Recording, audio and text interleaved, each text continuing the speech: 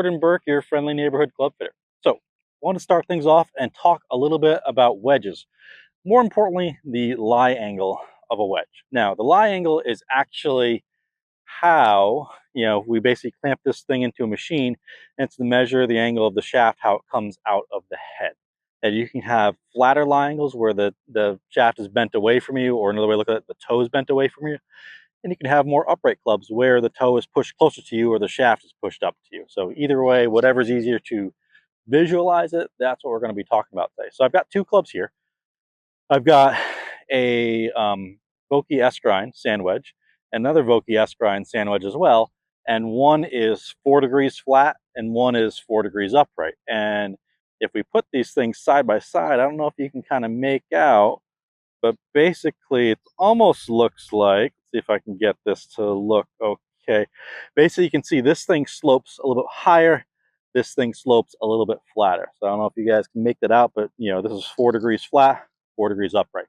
Now, what's that going to do in terms of how the club goes through the ground? Now, I see a lot of wedges, especially when they're old and worn. You can see the wear marks on the bottom of the sole. And if you've had a wedge for a few seasons, take a look and see what that wear mark is. Ideally, you want that wear mark to be very centered in the sole. Sometimes I'll see some where it's a little bit more heel side.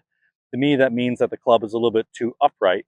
And if it's more toe side, it means it's a little bit too flat. But you're better off erring on the flat side of things with a wedge than the upright side of things on the wedge. And the biggest reason why is because we're down here in Florida. So I'm going to hit a couple shots and demonstrate, and I'll show you the flat one first. Now, I went over the short game area. I've got kind of it's not really tight because the grass is growing pretty fast, but it is into the grain. And we're going to see why a very flat wedge is good on into the grain, because ideally when you're into the grain, you want to try to set the club up so the heel is off the ground and the toe is the only thing that's touching. If I have a flat club or flatter club, it's a lot easier for me to get in that position. And then when I go to hit these pitch shots from around the green, with that flat lie angle,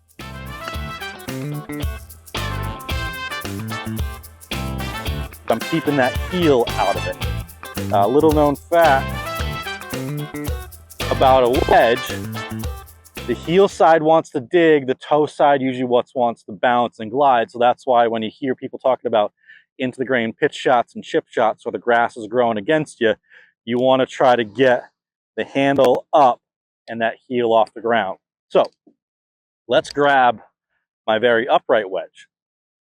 So this thing automatically, I'm looking at it and I feel like it wants to go left. And just how I'm standing here getting ready to hit it, it almost looks like the toe is off the ground, which basically means that this club wants to dig into the turf. So I have to be very conscious and mindful of that. And it also looks like, it just wants to go low and left on me. And I caught that pretty heavy. So low and left again.